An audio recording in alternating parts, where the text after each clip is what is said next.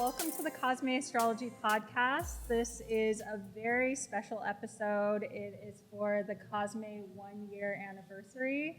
So,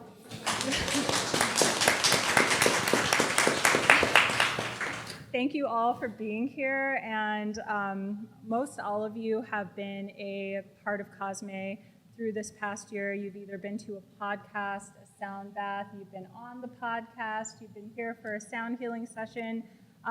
Thank you. Thank you so much. This space was intended for community, and the whole thing is bringing you guys in here for self-development, self-reflection, healing, creating space for each other, and just really being in the presence of each other. We're all energy. We all share energy, and I of course, believe in the internet, and it has its purpose, but there's really something potent to being in person. There's energy you experience with someone, there's a connection you can experience with someone, there's a feeling. So I do believe in in-person events, so thank you guys all for being here. Thank you for hosting it. Yes, of course. And because it's such a special event, I have 3 very special astrologers sitting up here with me who I respect as astrologers and people, so thank you guys for being here. We have Colin Bedell, and we have Cameron Allen and Nicholas Polimenakos. So you guys have been on the show before. Welcome back. Thank you. And you are new to the show. Yay! And you guys may have noticed that my co-host Taylor Shuler is absent. She's actually having a baby right now. So yeah. Mars and Cancer. Yeah, Mars and Cancer. So she which will share a placement with my Mars. I have 6-degree Mars. So yeah, pretty exciting. But yeah, so thank you guys for being here. We are going to be talking about the eclipses today. We're of course going to be talking about the nodes because they go with the eclipses. We will also talk about some outer planetary transits, Saturn, Neptune conjunction in Aries, Uranus in Gemini, and then we're also going to talk a little bit about Mars retrograde and then Mars in Cancer. So that's the flow of today. And then at the very end, if you're new to the podcast, there's going to be a 15-minute Q&A. So if you guys have questions about anything we've spoken about, then you can go ahead and ask at the end of the show. Just raise your hand. We have mics, and we'll go ahead and get those passed around. So let's go ahead and get started. Who's new to the podcast? Who's a first timer here? Oh, great. Okay, Beautiful. That's awesome. Thank you guys for being here. So if you're new to the podcast and new to COSME, I just want to welcome you and also welcome you to stay after. We're going to have a party, and it's going to go from 7:30 to 10, and it's just a celebration for the 1-year anniversary. So yeah, definitely hang around and be in community, all of you guys. Yes, snap, snap. So let's go ahead and get started. We have we always have potent astrological weather nowadays, right? I feel like it's what everybody says, but really we do have eclipse season right around the corner on Tuesday. We also have, like I said, the outer planets moving into new signs from 2024 November until 2026. So we're going through some shifts, and we are going through changes. And I just invite you guys to be present with the change that's happening in the world, stay grounded, and really know that wherever you go, you're always with yourself, and you take yourself with you. So keep that in mind when we're talking about these transits. But first, let's start off with the eclipses. So do any of you want to start off and just talk about what an eclipse is? Why are they important? Nick, go ahead. Nicholas. The first thing I'm going to say here actually was when I was in grade school, growing up in Chicago, and I remember us learning how to make the boxes to view an eclipse. And it was, I can't remember when it was. This is late 70s possibly. I'm dating myself. But I remember us going out into the courtyard or the playground to use what we made to view the eclipse. And everything that we learned astronomically about it. I know astrology, just that part of it, and the wonder of it, and feeling even as a kid that I intuitively knew that something was different, that I was standing in a place that I would play every day with my friends in the playground, but that space at that moment was different. And I knew it in my body, and wonder and awe. And so that is the first thing that comes up for me. And the reason why I'm saying it is because to remember that part of it, to remember the celestial event that's happening in our integration with nature. And when we catch a rare moment that in a sense seems to break off from the norm, but overall it is normal. Mm-hmm. It happens every 6 months. Whether we see it or not, it's a different story, but it happens every 6 months. And it's been like this forever. So saying that, I just want to put that out there. But for me, over the years for myself and working with clients, there are definitely gateways, definitely markers in the road. And depending if one's chart is directly connected to it, it's pretty obvious, I would say. So that's my word I'm going to throw out here, gateways. Mm-hmm. Gateways. Yeah, that's a really good keyword for eclipses. Does anyone else want to contribute to that? Yeah, I would say for myself with eclipses, because I was born in between eclipses, I feel like I have a different relationship with them in a certain type of way. And yeah, gateway is a really good word, actually. For me personally, I think I like to use the word observation and experimentation. Yeah, because when there's abrupt beginnings and endings happening in reality, for me, it's a good time to reflect and observe, but also experiment with what's coming next, right? Instead of thinking that I know exactly what's going to happen, if something's beginning and something's ending, then I'm in that space between. And the more I observe, I found the more wisdom that I could carry playing with the nodes. So that's what I would say about the nodes for now. I love that. Yeah, I think gateway, portal is a really good word for eclipses. And Colin, what about you? Yeah, I would add that we could also discuss things like destiny and fate and karma. And as I said earlier in the workshop, like those words are overused and underdefined, and we still don't even really have a collective definition. So we're all just thinking out loud around those words. I want to make sure we discuss. But I think there is something really significant about coming to an eclipse series, which is usually 2, solar eclipse and a lunar eclipse, a new moon, a full moon, sometimes 3, but coming to that energy and maybe even asking if you ascribe to a higher power sort of idea, hey, universe, I've already told you my dreams the last 6 months, but instead, what are your dreams for me and how might you dream through me? And then you check in with a destiny, a fate, a karma, which allegedly might only be trying to help us and all people we love rise to our highest level of capability, And so I like to do that during eclipses because sometimes, especially a Pisces lunar eclipse, reminds you we don't know anything. Yeah. So can we just go to some maybe celestial power that can help us better than we ever could instead of me telling the universe what I know, like I know anything, because I don't? I love that. Yeah, so it's like partnering with the universe and maybe relinquishing control that we have on our, but not being powerless. Yeah. But letting Power go a little with. bit. There you go. Power Yeah, with. definitely. So that said, we have some eclipses coming up, you guys. And does anyone out here know if they're an eclipse baby? Were you born under an eclipse? No. Okay. Well, so we are about to experience the eclipses on the Virgo and Pisces axis, and this starts actually on Tuesday, as one of us said, Nicholas, maybe it was you. And this is going to be an eclipse cycle that lasts through February 20th, 2027. So when we're thinking about these cycles, just kind of thinking about what we said, these are portals, this is a vortex, this is a chapter, this is a season, it's a time in our life where we can really look at the parts of our chart that hold Pisces and Virgo and, work with the universe and say, okay, like, this is what I want, but what do you want? What's the return here? So with these eclipses,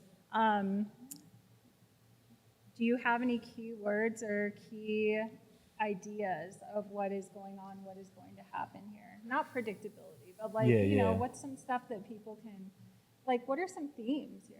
For sure. For right now, so for everybody who doesn't know, I practice medical astrology, and for some reason, my medical astrology brain is starting to like kick on right now.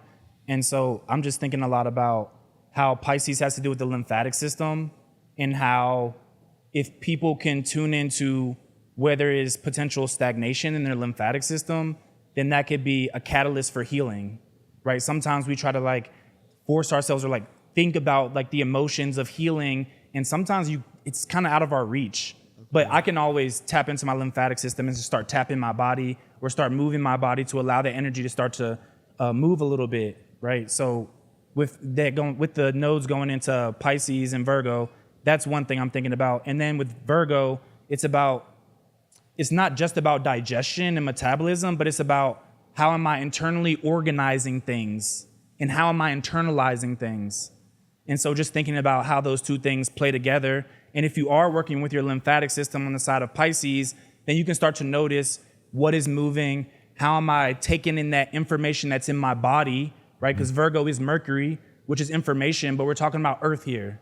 So we're talking about the information that moves through our body rather than the information that's just moving in our head. So those two things could be something that I would invite everybody into considering and working with, because that's a long period of time to work with that, right? And in astrology, sometimes we have a tendency to touch and go. But what would happen if everybody in this room, if you worked on the lymphatic system and learning about how you internalize things for 18 months, you would have so much knowledge and you would have so much more clarity on what's going on in your body. So I want to also just invite people to like think about the long-term things we're talking about, and maybe start having like a list where you put the things that are happening over a long period of time, and then having another one with the transits that are coming and going. So you can actually observe the experiences that you're going through with these processes to have a deeper embodied knowledge and wisdom of what's happening. So that's what I was saying. 100%, and that's a really good point. And coming from a medical background, P.S., I know you probably all know these people, you guys, but I just realized I forgot to introduce them and like what they actually do. So Cameron, you practice medical astrology, and then Nicholas, do you want to just like give a little background on your work, like what you really focus on? I focus on walking into the dark and coming back. Yes. Yeah. So I do that with myself and with clients at the pace that they're ready or willing for as an astrologer, as a human being. And that's the foundation and premise of what I do. Beautiful. Yeah, beautiful. Plutonian. Yep. Yeah. Colin. Just relational astrology would Yeah. probably be my favorite. Yeah. Perfect. Yeah. Okay. So speaking of relational astrology, you know, I was in your class earlier, and we were talking about the eclipses, and you mentioned that Virgo Pisces may be based on relationships. Do you wanna Yes. expand on that a little Yeah, I think the wisdom of Virgo is often so anticlimactic. So let me just acknowledge that right away. But that's what I love about them, is they kind of take the mysteries of life and just say, baby, it's not that complicated, Yeah. okay? So when thinking about Virgo Pisces and just the eclipses, and then I'll bring this to relationships, I cannot stress enough, folks, that given the fact that our transits will be very mutable and inflow and in flux, to lean on your routines, your Virgo-ruled routines, and your Pisces-ruled rituals in moments of transition.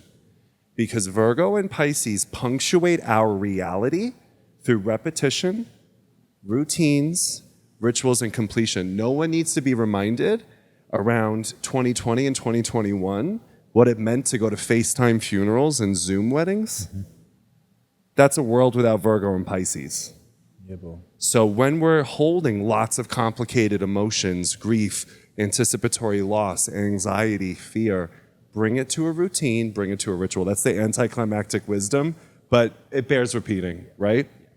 And then just around the relationality, I think what I appreciate so much about Virgo and Pisces is they could consider relationships a spiritual practice, because there is absolutely no crucible on planet Earth like bringing this material to your romantic and intimate relationships. It's very easy to do it alone, not so easy to do it with others, right? So with Virgo, I would love for you to consider mindfulness as an irreducible skill. Most of our relationships fail not because of malice, but because of mindlessness. We're just not paying attention, right? So I would love for you to bring Virgo mindfulness and routined mindfulness to your relationships, and then the Pisces realization that maybe we're all just assigned to each other to help each other grow, not necessarily meet at the funeral parlor. We have these standards of relationship excellence, and Pisces goes, once again, we don't know anything, you know? So just something to think about. That would be my stream of consciousness. You know, orientation, I think it's interesting what you said and what Cameron said from the medical perspective of routine or gauging facts, little things over time with a bigger cycle. And a lot of times when we, you know, a lot of what you do, Colin, is dealing with polarity in relationships, you know, publicly in your practice. And at times when we're learning astrology, we go, what's our opposite sign? So you're just already using a word that says opposite. So you're separated, right? But all the polarity points, they have, I think, more than several things in common. It's just how they get there and how they do it, you know. So the Virgo part wants the facts and the details and the regimen and the system, right? But they're trying to find a place of like purity or something beyond, really, on the earth plane. And we know Pisces is just living that way when they walk out the door. So, but What door? yeah, what door? Yeah, there's doors. The door. There's doors. Did I just run into a door? So yeah, and so I think they look to Virgo too, whether they know it or not, for the compass and the map and the to-do list to get through the day. But inherently, if we all have taken a yoga class, we go through a series of poses and a system to get to a place of calm within or to touch something beyond, right? So this, you could see how the two really want to work together. Yeah. They just do it differently, but they, as always, with something on opposites of each other, we try to find the meeting place, as you know, and so on and so forth. So both of what you said is different ways of doing this, you know, and as a reminder too, with these eclipses that are starting at the South Node in Virgo, which is ruled by Mercury, North Node in Pisces, ruled by Jupiter. During these 18 months, we want to pay attention to where Mercury is and what sign it's in. And Jupiter's a little different, but it's going to switch up here too. We're got Jupiter in Gemini, and next June, it goes into Cancer for a year. And so you could see how here Jupiter moves from Gemini to Cancer, and we get to this interesting place, especially in Cancer because of a water sign and what it will do connecting to Virgo Earth, like Jupiter in Cancer, and it will connect with the South Node in Pisces. So that's another tool one can use. So just want to point out to remember the rulers, planetary rulers. What would you say are some tools people could use with those planetary rulers? Like any of you can answer this, but I think that's important for people who do, if you are a person who looks at your birth chart to, you know, track all this and also the transits. So how can people use this in a way that helps them? Yeah, so just feeling into what everybody's saying here in the collective conversation, and with Jupiter, there's like this overarching philosophical experience that we're having that can connect to natural law. And so with Pisces, what I'm feeling in that right now, and what Colin said, he's like bringing something out of me. I feel a little emo for a second, but it's like, what is unconditional love? And Mercury is about the details and like figuring it out. Like, what am I doing on the ground, like with my bootstraps, and like, am I paying attention to details about what is this overarching, what is love, right? So Mercury being particular, and Jupiter just having the overall philosophical backdrop to that, right? I'm just like feeling into that in my own personal, thank you for that. Yeah, thank you. For sure. Yeah, so that's what I think about right now with the two planetary rulers, a philosophical overarching theme to feel into or to guide you, and then creating a task list to accomplish it. That's what I could say. I love that. It's like organization to the self, to put yourself out for others in a way. Yeah, that's really beautiful. Okay, so let's see, with the eclipses and with Virgo and Pisces, when I think of Virgo and Pisces, I do think of the word alchemy. I know that can be associated with Scorpio, but I do think that it's very much associated with Virgo. So there's this alchemical process that I think is happening through the eclipses. What would you say for people who have strong Virgo and strong Pisces in their chart during this time, and they do feel like they're going through these big changes? Like how, I know staying grounded through Virgo, we talked about that.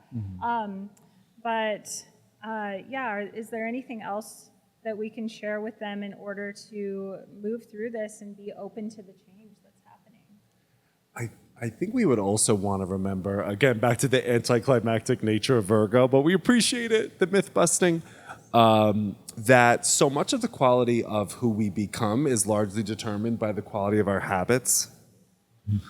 Those little things we overlook that we just go way too fast with right when we wake up, grabbing the phone, we're not even meditating or thinking about what we're grateful for, blah, blah, all the things people suggest that actually work, right? The free, simple things that we love to critique. So I think for anybody who has strong Virgo Pisces signatures, I would ask to just really zoom in on the quality of their habits and then keep a small goals only approach too. That's what I love about the wisdom of Virgo is they don't expect anybody to sprint before we can crawl. So what's just to think about the theme of paying attention to unconditional love. Maybe who's one person we can forgive? Maybe it's ourselves. I don't know. I would say that especially what you just said about ourselves. If someone was heavy Virgo, a lot of planets, the tendency for them to go inward and to critique and destroy themselves on the darker end, where it's never right. It's not perfect. I got to keep tweaking this. With the South Node being in Virgo, there's a story of something washing away, letting go, pushing out. And that's one thing. It could be the type of habit that someone, a Virgo has. But again, that inward pyramid that happens with Virgo sometimes where they will critique themselves to whenever and never end and then get stuck, and I think sometimes the tool is looking to the other side. Yes. Because they're just walking out that whatever door mentioned and they're just I don't know, doesn't matter. The universe will take care of me, blah, blah, blah. They're having faith. And nothing, something, anything, and so that goes against logic and facts at times. It's when we're on balance, because definitely appreciative of Virgo and what they bring, and taking that alchemical process that's ruled by Mercury, because that's what Mercury's Hermes does, the magician, so the gift is there. But when it gets off balance, I think the eclipses can show that for some Virgo people, and they just look to the other side for the mirror of Pisces. Just let it go. It's cliche. I know. But when you catch a Virgo letting go, it's amazing. I mean, it's amazing. And trust me, and then they'll learn the lesson, and then when you're tripping, they'll let you know. They'll reciprocate it back. And I think sometimes Virgo gets a bad rap because it can seem cold and calculative, because of being Mercury ruled. But if you notice with somebody who has Venus in Virgo and you've been in a relationship with them, they won't say anything for a while, but if you're on a deeper level, they're going to be straight up with you of how you can improve your life. They're not trying to control you. They're trying to, it's a way of love. Yeah. So, these types of things. Now, we know Virgo serves and they sacrifice. So that's another thing. A Virgo type of person or people who have these planets, they have to gauge that. They have to gauge. Have they gone too far with that? They feel taken advantage of because they're there to help and serve. And you know how that goes, how people can, whether they know it or not, manipulate that energy person and so on and so forth. So that's another thing I would say for Virgos to look deeply within and create the boundaries. One thing I'll say to this, we start this eclipse cycle on Tuesday, and I think it's interesting at this moment that we have Saturn in Pisces too. And so I think here, while Saturn's in Pisces and these eclipses start happening, these signs that we do have Saturn there around to create the boundary. The Virgos have known this for the last 2 years. They've been dealing with Saturn already. So I think they already have some tools already, some Saturnian rules and boundaries and how to construct things into matter, so on and so forth. So I'm just thinking of a tool, using planets as tools you know, so on and so forth. Yeah, So, I love that. Yeah, and something about what you're saying right now is like I just could see in my mind's eye like the South Node in Virgo and how they say the South Node taketh. And if we think about Virgo and going back to what I was saying earlier about how we internalize things, just considering the way you have internalized information and what do you need to get rid of and to properly organize your reality in a way that you're not critiquing things all the time, especially inside of yourself. There's a way in which we've gathered data and information from the world about what should happen or what shouldn't happen. And that's literally what we're using to critique ourselves with. So how can we allow the South Node to take that away and put in new information so that we can organize reality in a way that's based off of natural science, right? Because even you were saying alchemy, but alchemy is just natural science and understanding how the world actually works via nature rather than should, supposed to's, and just data inputs from the programming of the society and how you grew up. So that's another thing that could be super helpful. Yeah, definitely. It's like that unlearning in a way, but Exactly. organizing in your own way. 100%.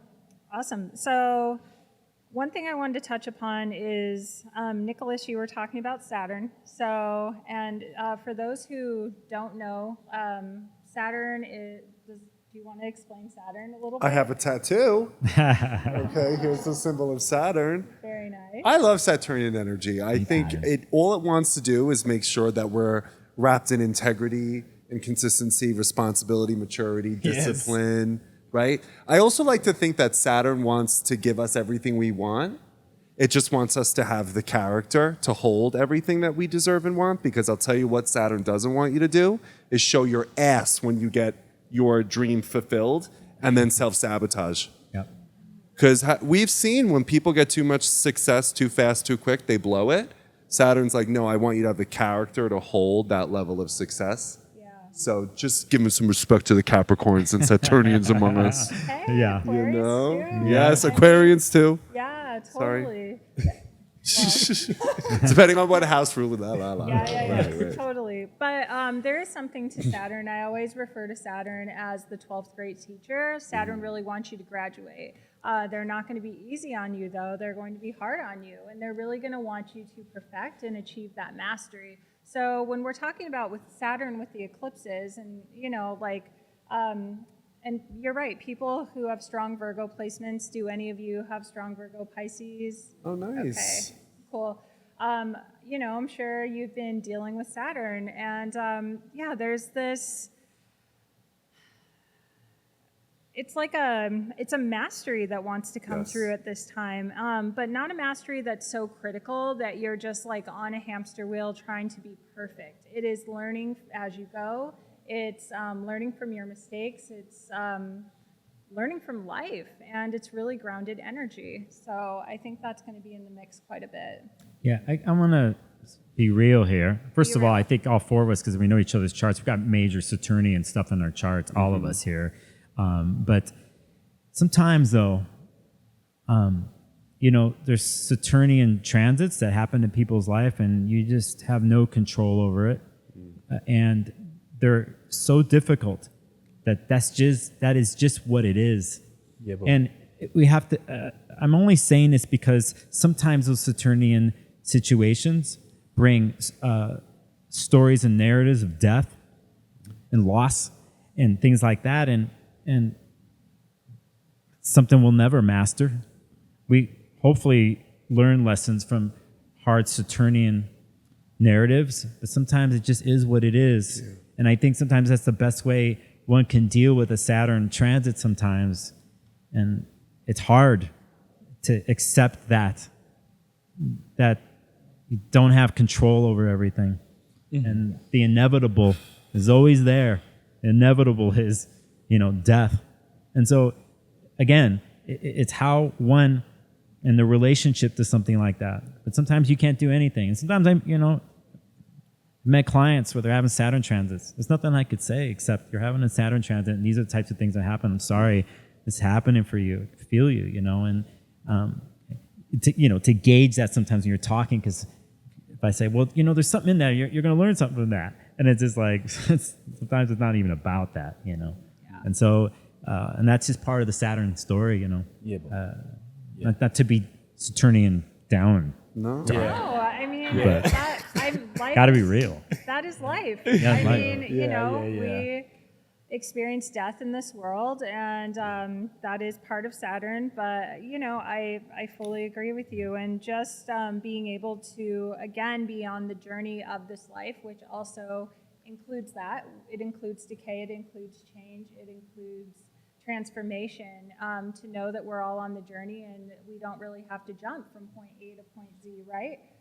The in-between is beautiful, and it's hard, and it can be depressing, but when you're going through that, there is another side of it, and sometimes that can be mastery. It's not like Pluto, of course, but it's almost like a bridge like Pluto. I always call it the Pluto bridge, and because you have to walk it, you know? Yeah. And Saturn's in a way similar, but you do have choices there. Yeah. And it's important to be discerning when you're working with Saturn. So. Yep. Yeah, absolutely. Something else that I would say about Saturn, I'll take it from a medical astrology perspective, which does also go into psychology in some ways.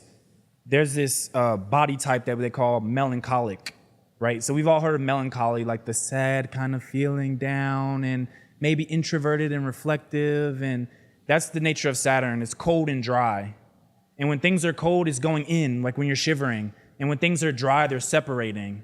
So just being mindful of that, because something that could be a remedy in those moments is noticing just the simple quality, again, like I was talking about with Virgo, knowing how to organize reality in an intelligent way. What is warmth? What brings you warmth? What brings you moisture? Moisture oftentimes is about connection, and warmth is about movement.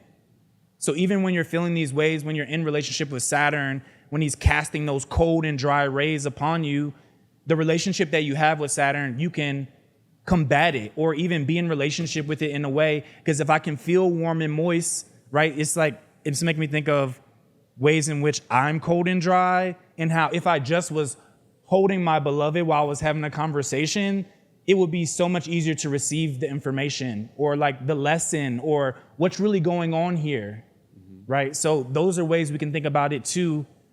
That could be super helpful. Soup is great. Soup is great. Movement is great. Oils on the body, amazing. Omega-3, fish oil if you're not vegan. Yeah. Love that. Awesome. All right. So eclipse season. Before we move on, do you have anything you want to add to Nothing eclipse further, season? no. Okay. What about you, Nicholas? Anything? About eclipse season? Yeah. Yeah, no, I'm good. Okay. I can always add something, but, I think, I keep it nice and, We have a party tonight. yeah. Okay. So, but this is also a party.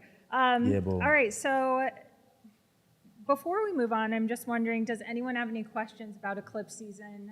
Just so we don't get too far away from this, because we're going to move on to another topic. Any questions about anything we talked about? Oh, can I say something? Yeah, of course. I'm looking at this camera right now, and so this is being streamed. I just want to acknowledge everybody out there that happens to be watching or might watch later. You're here with us. This is the magic of doing something hybrid. And I just, again, all of us here, even in the audience here, we're right with you too. So just want to say hello to everybody out there. Yes. Thank you for doing that. Yeah. And thank you guys for being with us in the audience and also on live stream. Thank you. All right. So Mars, we've been talking about Mars. I know we talked a lot about Mars the other night off the mics, amongst other things. And I feel like you've been talking about Mars a little bit. So let's talk about Mars in Cancer. Let's talk about Mars retrograde. What's happening here? What's going down? Can I just say, I love talking about Mars in the sense that as a gay man, gay men love Martian women. We are obsessed with Aries and Scorpio influenced women. So I have to just say this, okay? That Martian energy is such an awakener, like a liberator. We love the power, the strength, you won't tell me, I define and declare who I am. So I just want to acknowledge that gay men have a thing for Aries and Scorpio influenced women. Everything I learned about Mars, I learned from Aries women who would tell me if anybody is mean to me, they'll kill them. That's all I need to know about Mars. Is my Aries bitches. They're on it. Okay? All right, Mars Aries ladies in the house. You know what I'm Yeah. saying? Look at this. Come on. Love For to anybody, see for it. anybody They were not so seeing the ready crowd to- watching, it's half the room. This is what I'm saying. Yeah. Get you an Aries or a Scorpio woman. You'll need for nothing. And I also just think like with Mars and Cancer really quick, like there's this notion, and we're all from different schools of astrological thought, but there's this notion that like Mars is not resourced well in Cancer. And that like just never sat well with me, because I always think of how the strongest behavior in the animal kingdom is the adult female mammal when she senses a threat to her home or her young. So this business of Mars like not expressing itself in Cancer, like to quote Rick Levine, is like just an outdated patriarchal notion that like Cancerian energy isn't protective over things that it loves. So just with Mars in Cancer until November 4th, I'm thinking about the protection of home, the honoring the mother figure, honoring ancestry, culture of origin, belonging. If we don't get Cancer, we suffer, like in the sense of Cancer's wisdom of relationship and love, emotional safety. Without this sign and what it has to teach us, we're in big trouble. Yeah, So that's my through line. Gay men to Cancer, Mars. we love it. That's how the brain works. Yes, we love it. I agree with you, and I do think just because Mars is in its fall in Cancer, it does get a bad reputation. Yeah. And I'm just going to unveil myself here. I have Moon, Mars in Cancer. And, you know, as a kid, it was hard to work with in a way. But as I've gotten older, I know that it's really about protecting the people I love. Yeah. It's also about creative energy. It's about drive.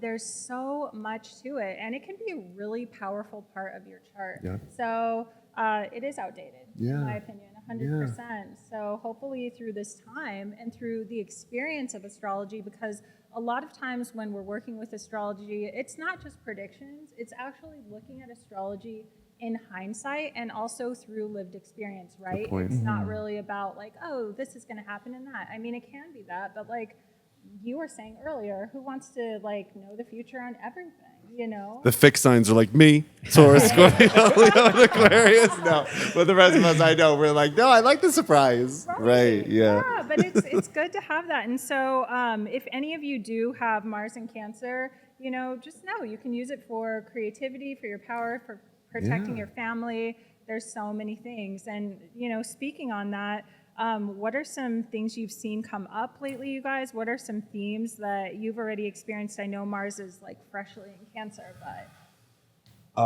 For myself, I've experienced myself just being angry and emotional and like allowing myself to do that. Because I have a lot of planets in Capricorn, you know, and so yeah, I've just been more emotional and it's been just coming out instead of like withholding it or holding it in a certain type of way with all that Capricorn energy.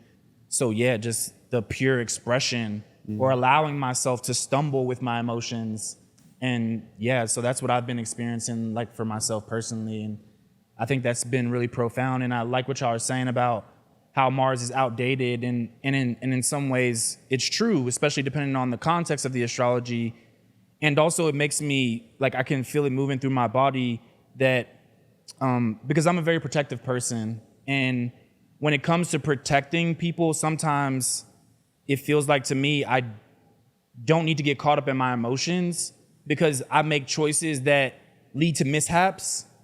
And so I think that's important, but also even looking back at like traditional astrology, that Mars isn't weak in Cancer. It has like a lot of places in Cancer where it's actually upheld and strong. And I think those nuances are really important to discuss. Like maybe there's a place in Cancer where it might struggle, but there's other places where actually it's upheld in a way that's like really, really potent.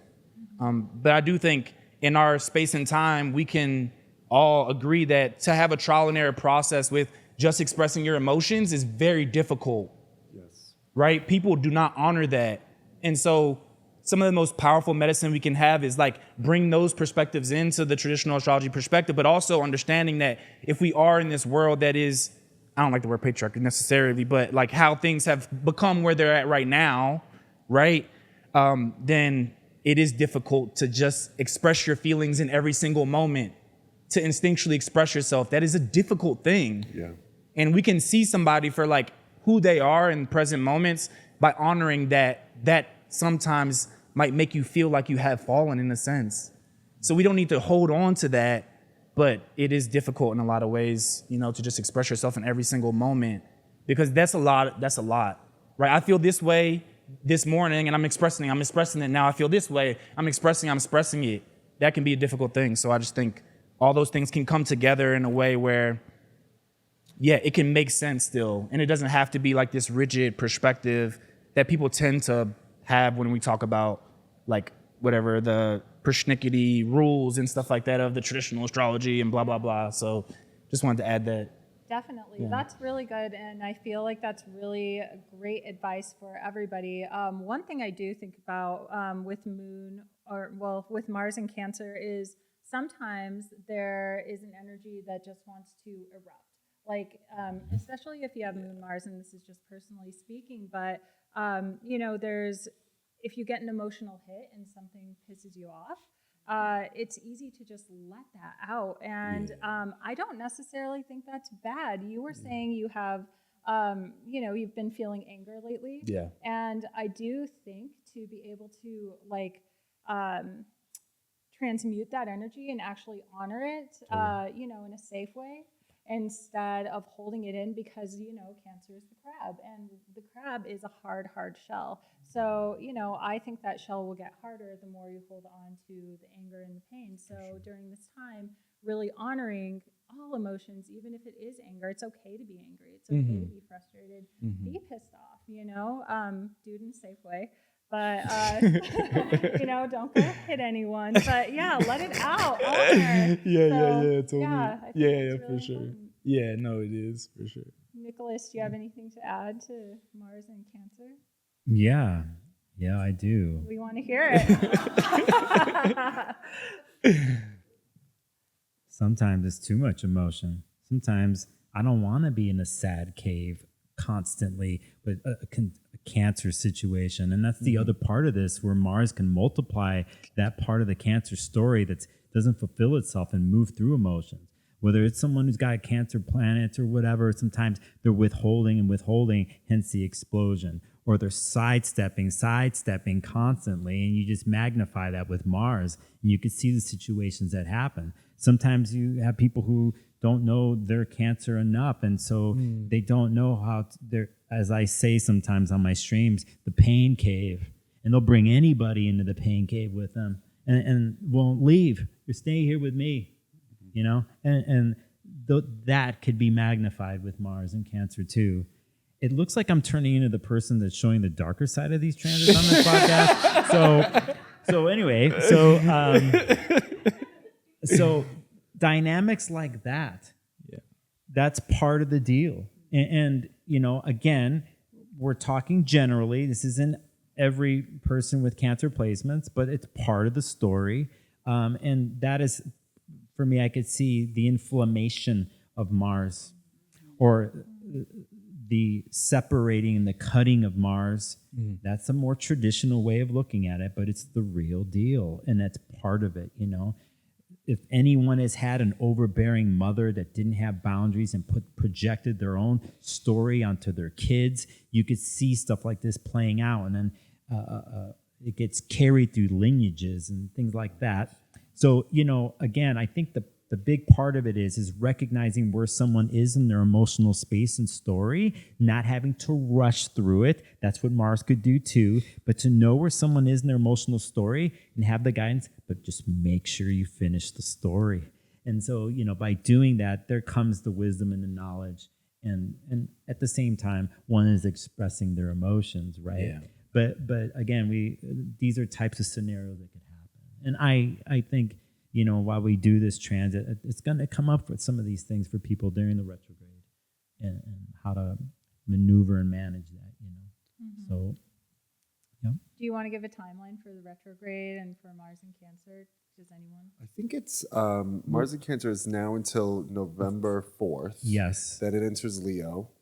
Then Mars retrogrades in Leo on December 4th until February 24th. Yes, it stations retrograde at 6 degrees Leo. Yeah. And then it goes backwards in December, and it doesn't hit Cancer again until January. Okay. Is when it gets back into that realm. Yeah. But that's an interesting space, by the way, to do the Cancer Leo back to Cancer. So even if you don't have the Cancer planets, and you have planets at the first 6 degrees of Leo, you're affected by this. You know, you're a part of this, and which is interesting. I to see the dynamics between the two, what the feeling of Cancer moving to the fire of Leo and then having to go backwards. You know, so I don't know if anybody has any thoughts about.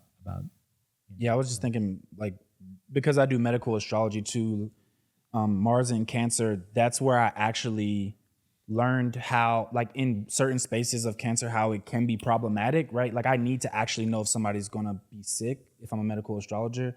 And that's something that's real, you know? And so don't rush while you eat. That's what I would say, really. It's like, if you rush while you eat, then you can't take in the full nourishment. And also, if you know yourself, of course, but if you are rushing to just let your emotions out all the time, then you can't actually be with them and process them as well, right? So we need to be mindful of the expression on one side of the extreme and the expression on the other side of the extreme, and then like digest that in a way that feels true for you, right? Because all these things are contextual. Like, everything we're saying, whether people like agree or disagree, it's just really being mindful about how does that show up in your life and how does that show up in the people that you are holding space for when you're in conversation. And those are the things that are actually important, right?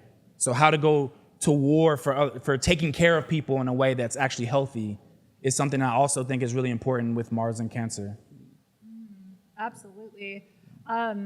We were talking about something earlier, and it came from your class, and we were talking about the signs, and it's like how the sign after, like, say, Virgo is teaching Leo a lesson. Yes, Right? yes. So, you know, with Mars retrograding, I mean, what do you think the lesson is here with Leo and Cancer? What can Cancer teach Leo and Leo teach Cancer with that Mars placement?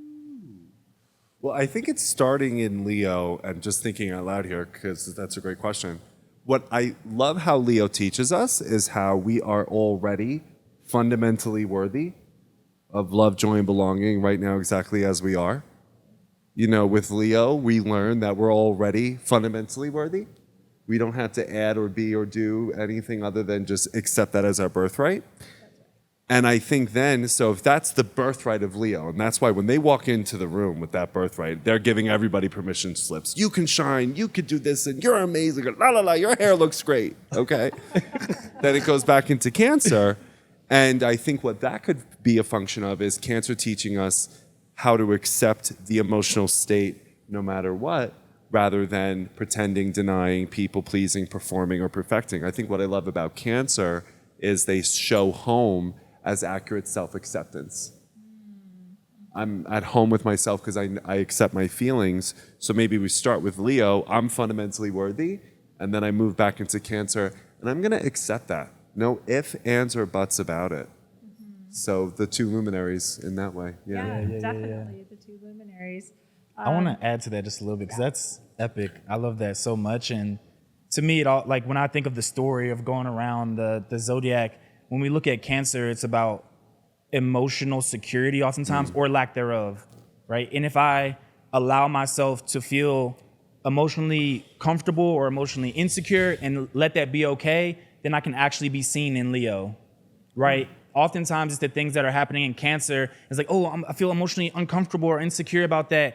And so when we move into Leo, we're upset because we're not being seen, but we're not actually allowing ourselves to feel. Okay. And when we allow ourselves to feel and express those emotions, then you can actually be seen because you're showing up and you're shining your light, and also knowing that your vulnerability is a gift as well. My insecurities are a gift to everybody I meet. And whenever I share that, it's a gift because I don't give it to everybody, right? And I shine in that way. And that makes me even more confident. I'm even confident about my insecurities a lot of the times, right? And that's a cultivation practice that can be profound. So, and we have a lot of time to do that with Mars going forward and back. So, open invitation to play with that idea in your own experience. Yeah. Beautiful. Thank you for that. And that's so beautiful because, you know, the like lower octave of Leo is leading with ego. And when you are not fully in your vulnerability and you're faking the funk and you're putting on your show, you know, then you have to lead with ego. There's no like there's no option really. You have to lead that way. So it is really important to hold space for that vulnerability. I love what you said, Cameron, about you said you don't give it to everyone. It's a gift. Yeah. And how beautiful is that, to really show up as your raw self for the people that are truly in your life, like in your home, whatever home means to you. Exactly. So that's definitely beautiful, and it does help to show up in your authenticity when we're going through Leo. So yeah, definitely. And okay, yes, sounds good. Okay. Anything else on Mars and Cancer? I think I'm good on the Mars. Okay. Oh, one thing I would say, just for people who are like into tracking the transits, is just pay attention to the relationship between Mars and Saturn during that period of time. I just think that's important to just note. But that's it. Okay. Yeah. Yeah. Why would you? Because there's going to be a trine between the two, and those two planets can, people say they can just create an energy of stop go oftentimes, right? So just be mindful of your relationship with stop go. Especially because Mars is the go planet, and if the go planet is saying no, and then you got Saturn over there saying no too, then just be mindful. Because sometimes we're like, I'll say this, especially in spiritual communities, we're like, what am I doing that's like blocking my blessings, or I feel stagnant? It's like, well, actually, it's just saying no, right? It's like right now is a no, so it's all good here. Take care of yourself. But it's just a no, like, don't be like, anyway, that's just something, it's like really important to know. Sometimes it is just a no, and you just can keep doing what you're doing, and it's all good here. Yeah. Yeah, totally, yes. But it's a no. Yeah, exactly, yeah. Yeah. That's okay, though. Yeah. Yeah. Great. Oh, and from a medical astrology perspective, too, if you do have a tendency to accumulate water retention, I would just invite you to study that. Like, why does that happen? And how can you start moving with it? And also just reach out to a practitioner like myself or so many other people. I know they probably have a bunch of people in Tucson too as well that can help with that. But I think that would be a really good time to investigate that if you've experienced it over a long period of time, because those two planets in medical astrology do tend to be troublemakers. And Mars slowing down and going backwards, it could stagnate damp accumulation in your tissues. That could be emotional in your feelings, but also it can literally just manifest as edema in your body. So also something to consider if you notice that in your life. So Cameron, if any of our listeners or anyone in the audience has like Cancer rising, would you say that it's more potent for them with the inflammation, or no? You would just want to. My brain just went. Yeah. Want to look at their chart. Yeah, I want to look at their chart, Okay. And like in general, just be mindful of that idea. And if you remember that idea, then reach out, whether that's to get a session or to find somebody that's maybe in your area that I know about, or can help guide you to where you might want to like look at articles or whatever, because it is a long period of time that Mars is going retrograde, and it's like in relationship with Saturn. So instead of it being like, I have to figure this out right now or fix it, it could literally be, I'm going to take this time, like this energy saying no, and so I'm going to sit down and educate myself, right? That's just a wise thing to do.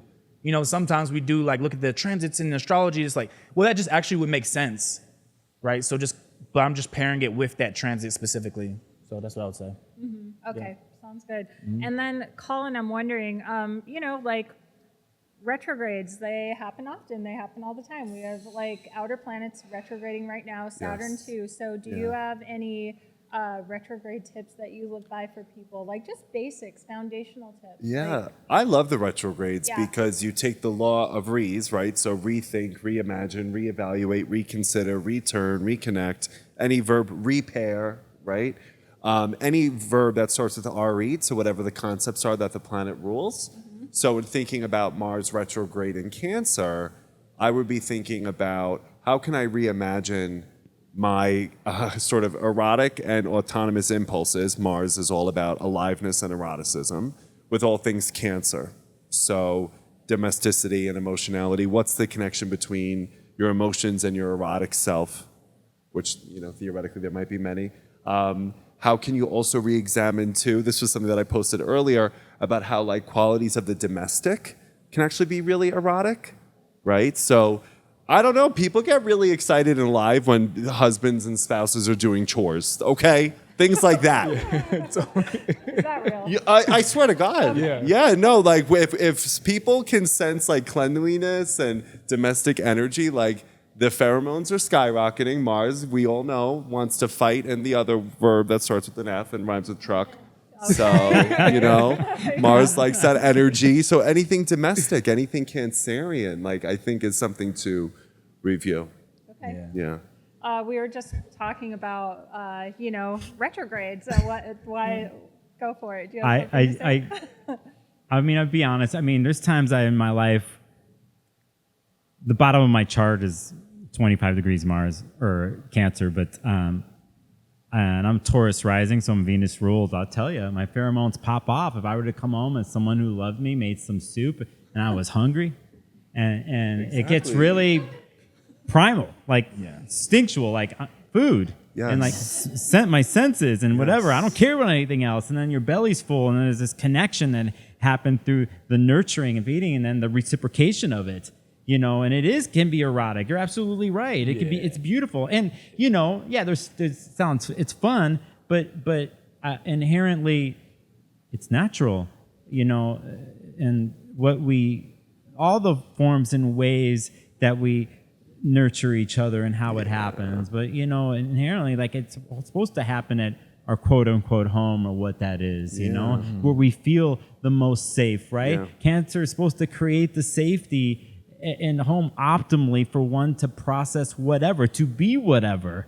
It's out there in the Saturnian world, we deal with the hearts, but when we come home to be whatever. But one of those things is that kind of connection that Colin was talking about, and it's legit. It's fine too, because sometimes I think this can go into the thing about gender roles and the patriarchy and certain things like that. And it's understood, what people are doing at home with what power is at home and who has the power outside the home, and right, how that can actually blend in to one's couples and their sexuality or sexual connection with each other. But we're talking about inherently what's natural and what's healthy, the roles people play, and they switch. They do switch. And so anyway, those are some things. Definitely. That's like some Capricorn, Cancer, 4th house, 10th house stuff right there too, So especially with being in the home, who has the power in the home and outside of the home. So and these days it's whoever is at home, and then who's ever out there, or the modern world has brought all partnerships outside the home.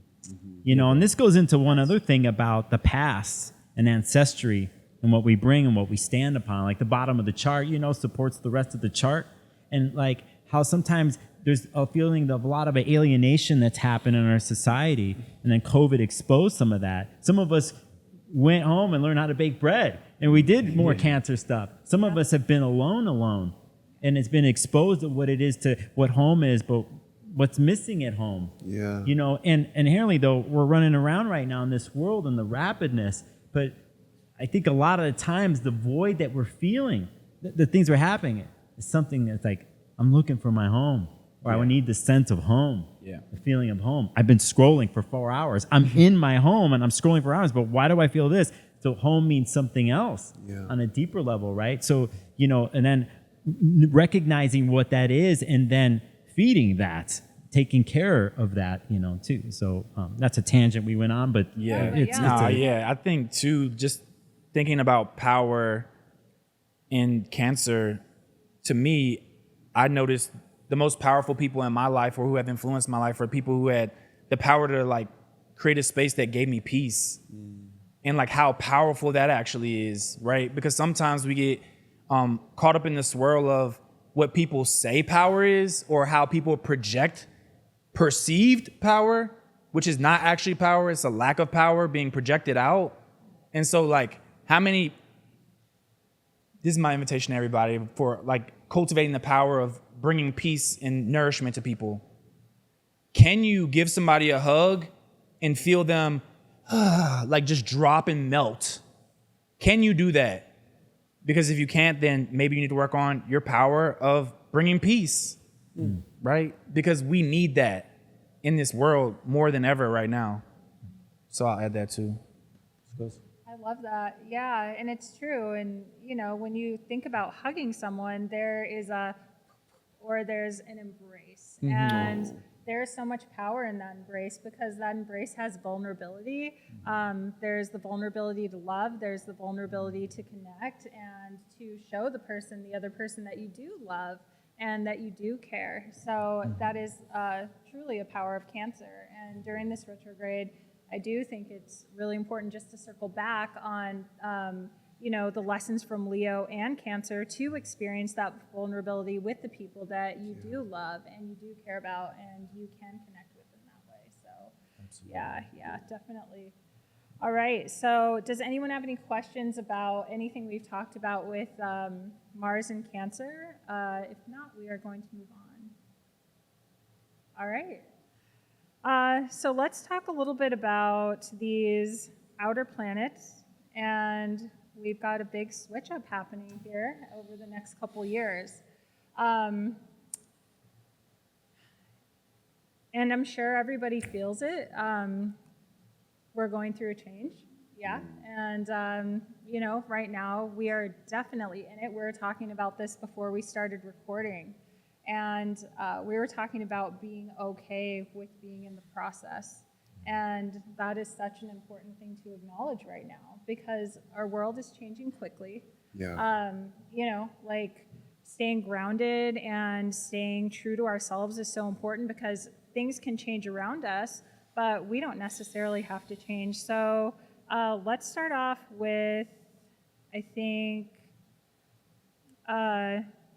how about Uranus and Gemini? Like Uranus moving into Gemini, and we can just move through these outer planets naturally and kind of bring them all together. I just want to say something that just happened because as soon as you said that, Colin looked at me. Well, you're a Gemini. You're a Gemini. I am, but I looked at you first. Yeah. But you gave me this smirk, and I knew it. Exactly. You're the only one that can speak on this. Right. Yeah. I want this. Well, I wanted to start off with it because I was like, this is good. Yeah. So let's go. First off, yes, all the outer bodies, we're talking Saturn, Uranus, Neptune, Pluto, they're all switching up slowly here. This is where we're in. And when we get to 2026, everything's fully locked in the signs that they're ingressing into. So we're in this space. As for Uranus and Gemini, it's so interesting. We're talking about this now, considering that Jupiter's there. And we just did a Mars and Jupiter and Gemini recently. And how much mercurial activity, how much Gemini can one do? How much can society do? Right? So, yeah, I think it's interesting. I think Jupiter and Gemini is actually kind of setting up the Uranus and Gemini transit, honestly. And I don't know, I'm a rebellious one. So for me, part of Uranus is rebellion and change and the erraticness. And I'm ready for it. Gemini, when it's dialed in and downloading from the universe or from Mount Olympus or whatever myth and archetype you want to take, it moves this world. Yeah. It truly does. And it's, I think, bringing in a modern planet like Uranus, it's a message or messages coming that completely shift and alter the course of this world and the generation. So if one is in tune with Gemini energy, you're excited for something like this. But there's many who are not. There's many out there because it's either the Scorpios and the Gemini with the memes. They get the worst rap of them all. How many people have I heard just diss on Geminis? Oh, Geminis, they took my heart and my wallet. It's like... Yeah, and... Maybe you just lost your wallet. Right. So anyway.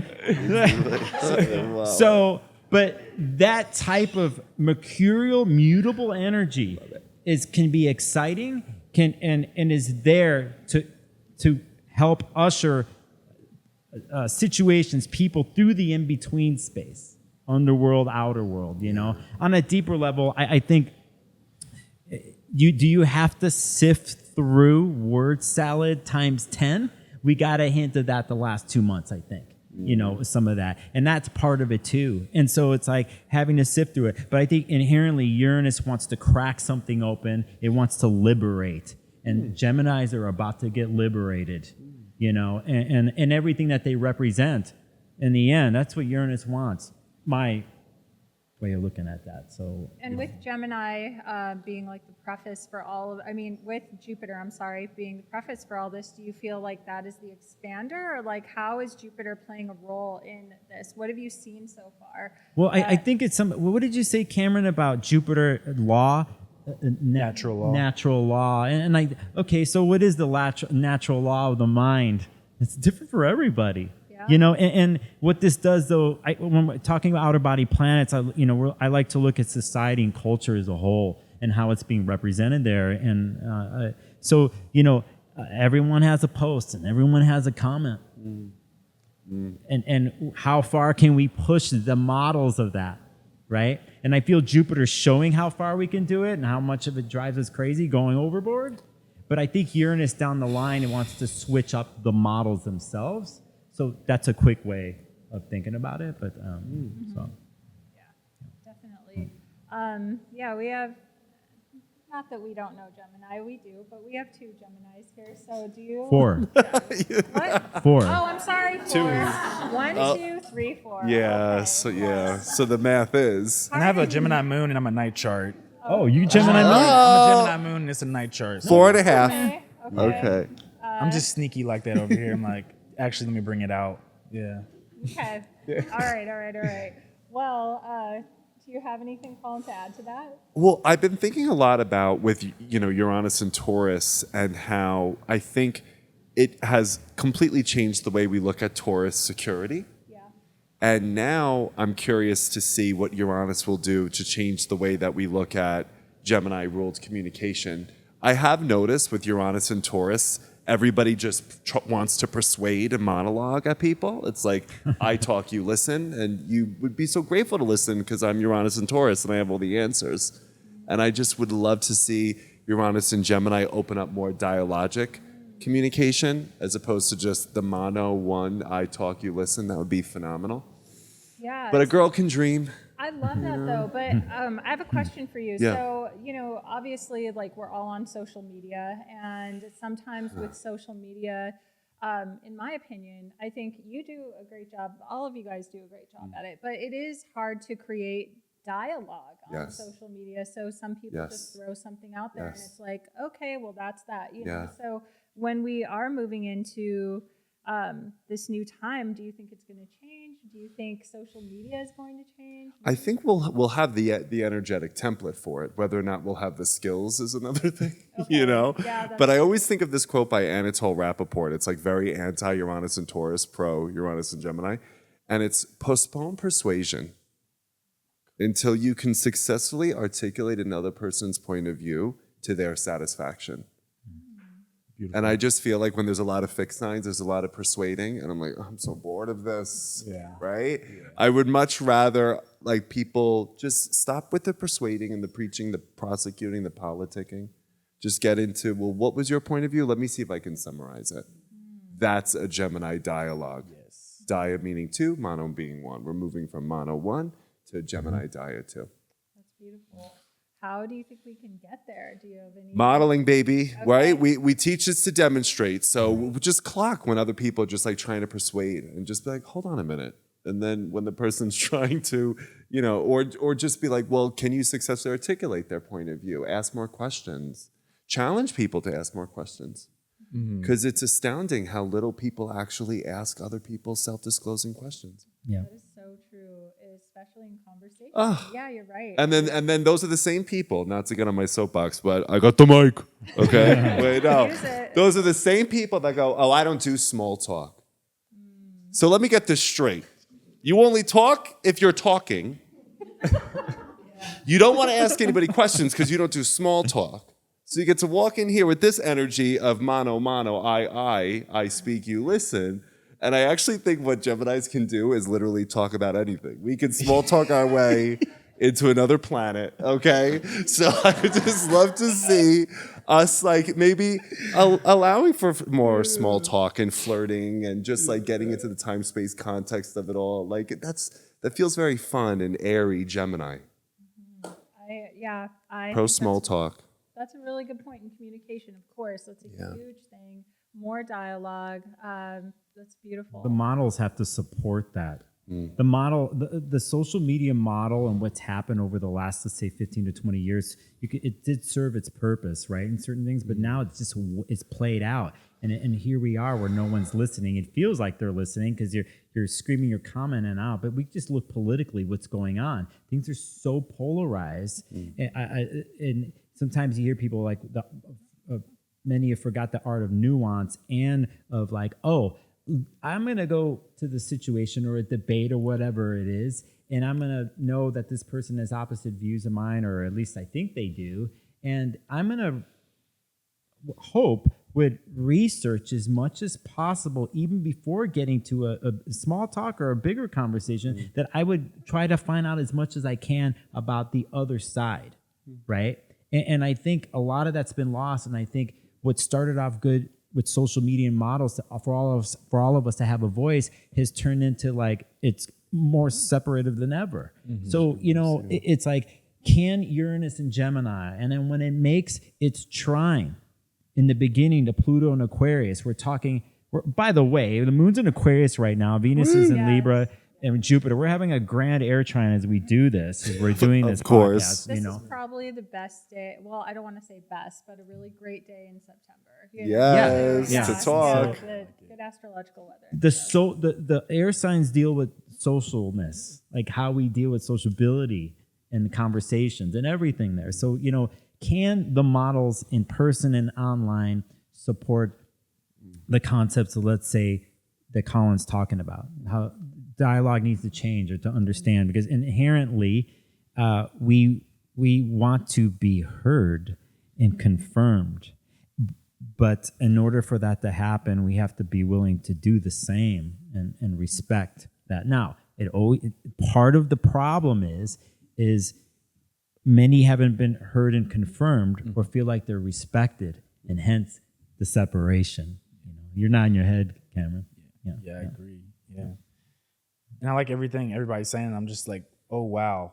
I'm like somewhere else completely with Uranus and Gemini, just from the space of I'm thinking about how can we upgrade our models of mental organization around like what people are calling like neurodivergence. Oh, yeah. And how I see how empowering it has been for so many people, and also how convoluted it has convoluted certain people's gifts and abilities and capabilities in a lot of ways as well. And I just want to think about how we can upgrade the model of thinking about it, because sometimes from my perspective is to call somebody neurodivergent is to say that there is something that is normal, and it just convolutes things sometimes. So with Uranus and Gemini, I'm just really trying to root into like, I guess, new research that like is actually differentiating things rather than just saying, hey, you can't concentrate or things like that. They're like very generalized, because like people are like, yes, I got somebody to validate me that I am having these like issues, and like that's a beautiful thing. And I'm like, how can we take that a step further and get you to know yourself even more with this experience, right? Because it's just kind of weird to call someone neurodivergent when we've almost never sat in chairs in classrooms for 6 hours and not played as children. It's like, how is that like divergent? That's normal. So yeah, I don't know. That's what I'm thinking about with. I think that's really interesting, because what we do as humans and how we create models in our communities and classrooms, whatever, we're trying to create some structure and acknowledgement and stuff. So it serves a purpose for someone to be acknowledged, whether it's on a government form or by their doctor, that at the same time, we don't want to get too locked in, So it's interesting. I think with things like this that happen with society, that it takes a long time for things to switch up little bit by little bit. If someone's going to say their pronouns, or they're going to say I'm neurodivergent, everybody's like, what are you talking about? Because everybody's in fear. I don't know why something's up, but that person wants to be acknowledged in a certain way, right? If you notice, things are changing. It's going to be normal, quote unquote, at some point, but I think anything outer planet-wise, when they're changing signs, it takes a little bit for things to switch up. But inherently, like what's happening here, for how we deal socially, what we do with our brains and our mind. And this is the thing, you know, with Uranus and Gemini. We have a lot of air coming our way. I mean, with Pluto and Uranus and fire. We'll get to that. Right. Yeah, that's why I'm like thinking about nervous systems. Yeah. Like so hard. Yeah. I'm thinking about nervous systems. More than ever. Yeah. Totally. Yeah. More than ever. Especially in a world like also I think about how Uranus and Taurus like somatic practices, right? Embodiment. Like we've had like a revolution with that, right? And so now it's like time to take that into, okay, so now we're learning how to like be in our bodies and work with the potential shaking up that has happened in our, just like to our core, like our essential needs, right? And like how we can make ourselves feel safe through somatic practices. And then now that we have that kind of starting to establish itself, when we go towards thinking about neurodivergence, how can we use all those somatic practices to reorganize and ground ourselves in a way where we can sort it out better? Really, it's like my thing, but thanks for listening. Yeah. Well, I got to say another thing just to keep going, because now you're catching the hopeful optimism part of me here I'm really excited for Uranus Pluto trine. I think regardless of how we're communicating and how we're in flux with the tools that are coming our way, that will come, communication tools, the new ones that Uranus will bring, but inherently it's the body.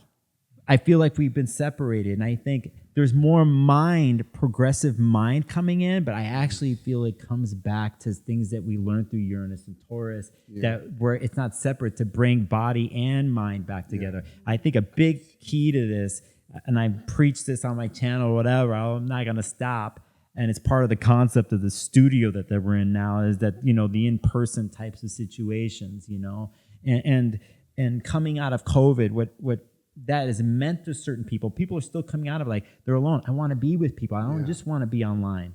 You know, so for me, situations like that, the further we go, I think in this, we might see each other in the town square again, like it used to be.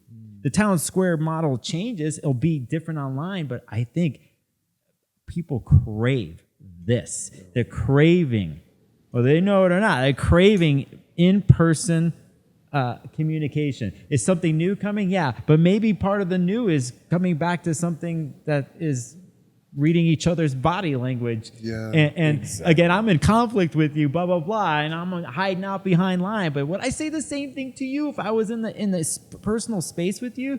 We still might have the difference. I wouldn't talk to you the same way. I wouldn't do a hit and run comment. And I actually might listen to you because we were face to face. And that's in our bodies, you know? Exactly. And maybe at that place, we get through that place, then we start to bring in the newer things, you know? Again, I'm thinking about the collective, what can happen collectively, you know? And the possibilities, you know? So, yes. Yeah. Well, definitely, because outer planets, like, that is a collective, you know? And that's what we're talking about right here. So, you know, with Uranus and Gemini, I mean, you were saying that it's going to be slow change, but that's kind of what goes on with these outer planets, right? It's like a season. It's a long season where we experience this. And I think, you know, just acknowledging that and knowing that, and this is a collective feeling that we're dealing with, and it's not just personal. But Colin, I know you had mentioned in your class, you mentioned body and mind and that connection, and you had mentioned heart and mind, and really connecting that, and first feeling it in the heart and then leading with the mind. So we have Neptune, which will ingress into Aries. You know, that's our next outer planet. Well, actually, does that happen first? No, that happens in 2025. 2025. Yeah, Saturn too in Aries. Yeah, they don't make the exact conjunction, but yeah. So with that and this change and like the air and the fire and the heart and the mind, what do you think is going on here? We talked about, you know, meeting in person and really connecting in that way, and also connecting online. Yeah. Yeah. What are your thoughts about all of this? Well, when I think of Aries, I think of an idea from Belgian couples psychotherapist Esther Perel, when she said that the erotic is the antidote to death. because she is the first generation of Holocaust survivors. And what she noticed she grew up at a refugee camp in Belgium, was that there was one group of folks who were liberated who lived very hypervigilant, tethered from the ground, worried about another Nazi occupation. And then there were another group of liberated Jews who felt in touch with play, with laughter, with joy, with comedy. So they were in touch with a sense of eroticism. And so Esther says that the erotic, which I think is very Aries, is the antidote to death. And so having just been surrounded by like collective deadness, from pandemics to violence to politics, etc., I wonder if Saturn, Neptune, and Aries really does confront us with, where are we acting like we're the walking dead? Like, we still have opportunities to resurrect, to live again, to keep trying to get in touch with that Eros self for Aries. And just historically speaking, I've been going back to 1989, which is when we had the last Saturn-Neptune conjunction. And we're about to have that again in 2026, but it's a Saturn-Neptune in Aries. So I've just been thinking about the fall of the Berlin Wall. I've been thinking about also, too, what happened in '89, which was the sort of devolution of American media and journalism, in that there used to be like actual objective journalism, and then in '89, all this sensational energy happened, where their primary journalistic standard was called, if it bleeds, it leads. So it's got to be dramatic and it has to be violent. So it's just things that I've been wondering is if you go back to the last time, maybe we'll see a continuation in this era with Saturn, Neptune forming a conjunction to Aries. So just throwing that out there. Yeah, what do you think about that with, Uranus moving into Gemini? If it bleeds, it leads. I mean... I know. It's almost as if like the tabloid wrote itself, right? Yeah. Like, well, that could be a liberation, Uranus as an awakener, a new way of us framing the way that we engage with journalism, with media. Maybe we are the new journalists, so we don't have to lean on the corporate media that has an agenda, right? So there's lots of different ways that we could do that. But yeah, maybe it'll be the response of the citizen Gemini journalist. Yeah, and I think, I know personally me, I've noticed that. I've noticed that we're leading in that way in our society. What do you guys think about that? Yeah, there's definitely way more independent media and people who like have a niche for specific topics that they really care about and are actually being fair about topics and like seeing things from both sides in some ways. So I can see that like blossoming forth more for sure. Yeah, any thoughts on Saturn-Neptune conjunction for you, Nicholas? Initially, I like the conjunction because the reputation that Neptune has, and Saturn giving form to anything that it touches or redefining. I don't want to say that Neptune overwhelms Saturn, but I'm more into the inner body planets. Whenever they're touching outer body, that they're working through inner body. So you get to use Saturn and Mars, and now that's in your hands. You get to do something with it. Outer body planets and their transits, they're doing something, but always coming to my perspective, are working underneath. And then it's times it's like they're forgotten, but they're there. But the inner bodies, whenever they're connected, then it's in your face. And so I like it for that reason alone, that Saturn and Neptune, in a sense, working together. Now, we're talking about at least 2.5 years of Saturn being in Aries. We know Mars is going to be such an important part, longer for Neptune and Aries, but for those times while they're in the sign together, we want to pay attention to whatever Mars is doing, how to do it. We've talked a lot about Mars today already. So, but again, we've had some lessons here with the recent eclipses that have been happening in North Node and Aries, and what the Aries part of your chart, how one is connected to their will and their instinct and impulse, and what that is, and understanding and wielding that and forging that sword and shield, what that is. And so as a collective, how we're going to do this, you would think here, societal-wise and social media, that everyone's having their say, everyone's wielding, right? But we just kind of were talking about how something's fading out. It doesn't have maybe the depth that we want, or does it really come from some innate place that truly drives us? And do we know what that is? And so I think Saturn and Neptune could, solidify something like that, or bring scenarios like that to culture and to people's worlds.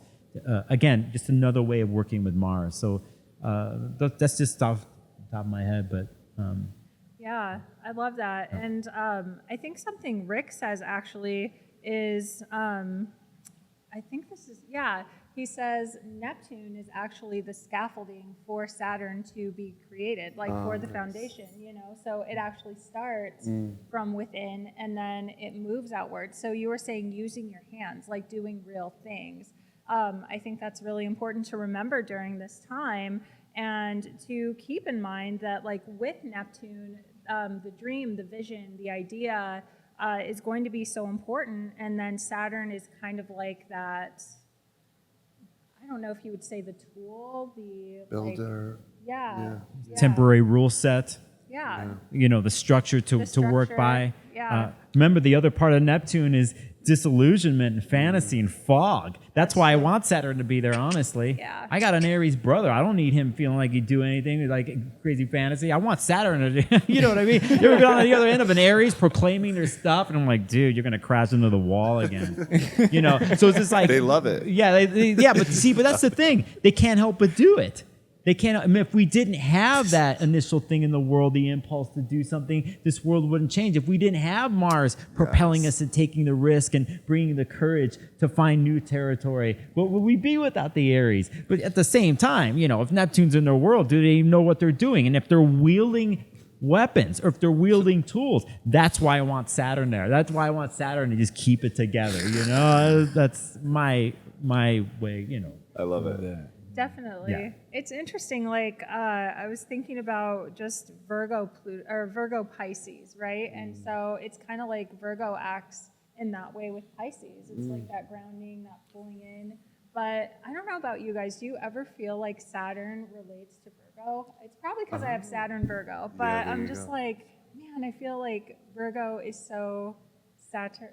Say more. Well, I just feel like there's this coldness. There's also it's also like an earthy texture to Virgo, right? Yeah, it's like the diligence. It's all of that, and it's not restriction, but it's discernment and like really knowing how to use the tools. Yes. And I feel like Virgo and Pisces does that. Like Virgo helps the Pisces with that. I don't know if you would want to call it like dream. Well, it's not dream. It's like fantasy. Thank you, fantasy. Right. Yeah. Yeah. Intuition. So yep. Yeah. Definitely. But I don't know. I just feel like Saturn relates sometimes to Pisces. I could see it. Well, the other thing is sometimes we're warriors, or we're warriors for other people or for our family and for our groups, and if Neptune is involved, there's the compassionate part of all this too. And then when it's in Aries, there could be the fight for something, for something higher, for whatever. Now, the other side, the extreme part of this is like extremism, like, factions and spiritual factions. We're already seeing it, right? There's that, but the other part of it on the basic levels, what we fight for and what our Cameron and I are the code that you and I have, our families and our crew, and then how we support that and how we want to elevate people in our family and our crew, right? And we show them how to be a warrior like us, or it's reflected back to us, So I'm looking at you because I know you. Yeah. And I was gonna hold in what I'm about to say now, but I appreciate what you're saying because, again, like the outer planets, something about the outer planets for me over the last few years, I feel like I'm just always like, what do I want to bring to the collective that I see that I myself and also everyone I'm like coming across perceives to be as problematic? Yeah. And so with Saturn and Neptune conjunction in Aries, I just am thinking about, and I've been crafting, right, like a bunch of movement practices so that men can be more primal and instinctual, but also allowing that to be something that's allowing them to be able to start feeling more, right? So it's like if I can start to move my body in a primal way and not think that it's a problem to have this force or this potency or power, can I learn to dissolve the emotional boundaries that I have around just being compassionate with that energy, right? The Saturn there being like kind of like rigid, I'm masculine, so blah, blah, blah, blah, blah, right? It's like, but actually if you moved your body and learned how to be masculine, right? Martial artists don't go around telling people they're gonna kick their ass, Yeah. right? They're the people who are like, if they fuck with you, I'm gonna do this, this, and that, right? And they're just chilling. And it's like, can we start inviting people into trying to have a template like that, right? As a solution to the cries of the feminine and the problems that we're actually experiencing in reality. And so for me personally, that's what I'm feeling into and trying to blossom forth and produce around that time period and letting it just guide me. Yeah. Yeah, so those are two of our outer planets. And then our last one, we've been talking about this for a long time. I feel like all astrologers have, but Pluto and Aquarius, you know. This has been a theme for a long time, but I think it has a different flavor now that we are, you know, dealing with all of this change, and these outer planets are moving into different signs. So, you know, Pluto's retrograde right now, and at the very last degrees of Capricorn. I think personally, I know I'm feeling it within our society. I'm sure a lot of you guys are too, maybe. I don't want to project, but yeah, what are you seeing right now, and where do you guys think we're going with this? Yeah. Last time we were here, I was talking about the go back and forth with Capricorn, the Pluto going to Capricorn and Aquarius, and even just right now, like feeling into, you know, with Pluto moving back into Aquarius, I think of it as like being able to express ancestral intelligence after like going into traditions and needing to change them up and like feeling into how we've been conditioned in a certain way that's unhealthy. And so that just, yeah, ancestral intelligence and how that connects to the outer planets, right? So the neurodivergence, so-called, but it's like these people are coming on the planet with these gifts and they need to be guided, and we need ancestral intelligence to understand that. And then the Neptune going into the Aries and the ancestral intelligence of men and how like being compassionate and being able to care for people in a primal way. That is primal. And when you're not connected to the animal inside of you, I can't trust you, because you're going to behave in all these weird, awkward ways. And we always knew those ways, but we don't have ancestral intelligence anymore. And so we need to bring that back. And that's how all those three come together and coalesce in a way that I personally am inviting everybody to feel into, but that's what I'm trying to blossom forth. Definitely. And you said something earlier in your class, actually, and I was thinking a lot about outer planets when I was listening in. I know you weren't talking about outer planets, but you were saying we a lot. So you were explaining the we part of everything, and then we had an experience in real life in the workshop where everyone had to step in for the collective. So with Pluto and Aquarius and Pluto at the tail end of Capricorn, do you think we're going to see more of that, or people are trying to get pushed, or not trying to, people are getting more inspired to step into that we versus I?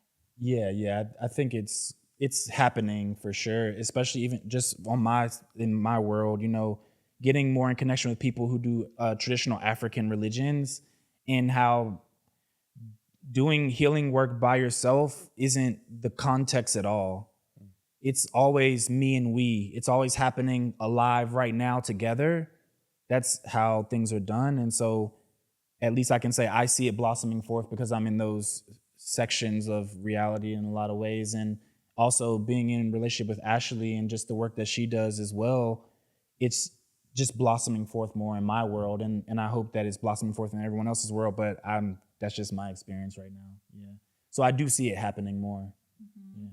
Beautiful. Do either of you have any experience with that, or are you seeing any sort of, I don't want to say polarities, but contrast between Capricorn and Aquarius, and how this retrograde has really, you know, like shown both? I know that we're moving out of a system that perhaps has expired. Maybe the four walls are crumbling, and we really are building something new. But do you have any opinions on people just living more collectively and stepping more into the collective versus? Yeah, border changes. territorial boundaries changing. The internet is becoming more and more, or wanting to become autonomous, to go back to the original idea of the World Wide Web. And I think it will come full circle. You see it happening with cryptocurrencies and the banking system wanting to have their hands in the exchange of crypto online currency. But the whole premise of cryptocurrency is to be not connected in those ways to the old systems and to be autonomous and not be followed, but still be able to make an exchange and trade or whatever it is anywhere in the world. That in itself, I think, will be and try to be modeled everywhere else. People are going to be collectives. What you do is in the collective, it is the me, we, but at the same time, if we go too far, which Aquarius can do, and be fixed and dogmatic in his ways, that we're separating. When we tried to be collective, we separated. And I think there's going to be a push and pull with that, you know? And so whether it's banking systems, food systems, whatever it is, the sense of we're together, but at the same time, we're in pockets. On the more free-flowing way, with Aquarius, to let one's freak flag wave high, for one to be an autonomous, free individual, to show who they truly are is part of this.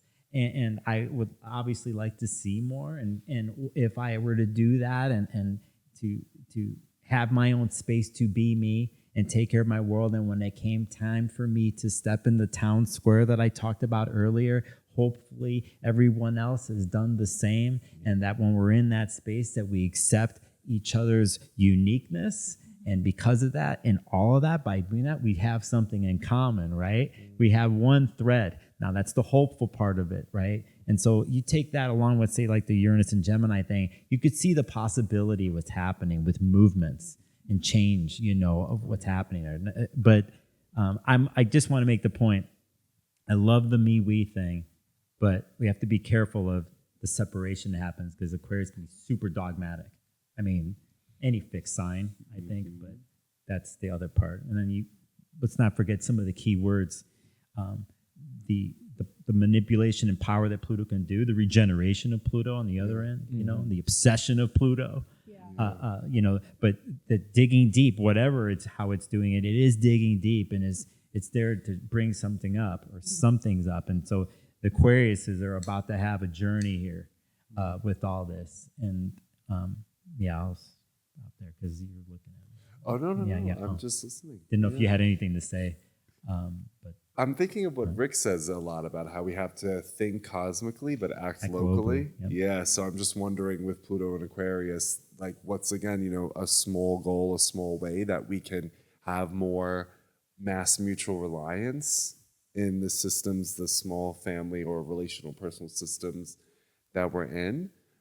So just a question that I'm holding, and then thinking about how the last time Pluto was in Aquarius, there was one revolution after another, after another, after another. So we're certainly going back to that time again.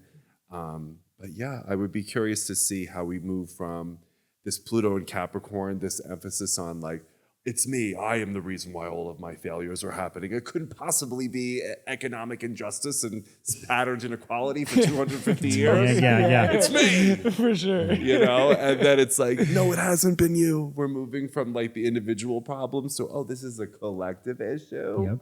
Says Pluto in Aquarius. So again, we're going to find out over the next 20 years. We are, and there's that, you No know. answers, just questions. Yeah, no answers, just questions, right? What did you say earlier?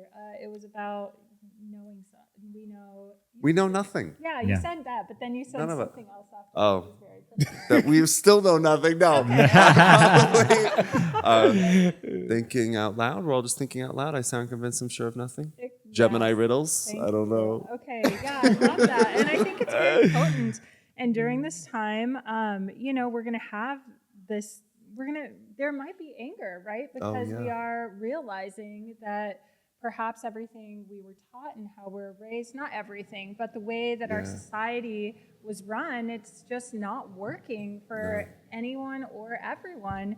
And then we have Mars in Cancer. So it's kind of like, all right, do we be angry? Like, how do we uphold that anger in a way that is helpful for the collective instead of harmful. So I think you were saying grounding and rooting and being in your authenticity, and any other things we could do? Just roll with it. I just roll with it. I don't know either. Yeah, we don't I mean, know. That's the thing. we know what we cannot seek. We seek to know. But I think we get to a point too, like, well, I get to a point like, I don't want to know. I say that to myself all the time. I'm like, I don't want to know. That's just a burden of wanting to know.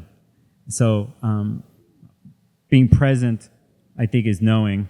And when we talk about forecasting out-of-body planets, we can't help but do this. We all do it. We're trying to understand what it is, and that's what we do as humans. But I think it's very important to know. And I think in one way, it's part of the Aquarian ideal. Because if Aquarius goes back to their lab, they're like, they don't know and they want to figure it out. Or they take something that's already been set and they take it into the lab and they do something else to it.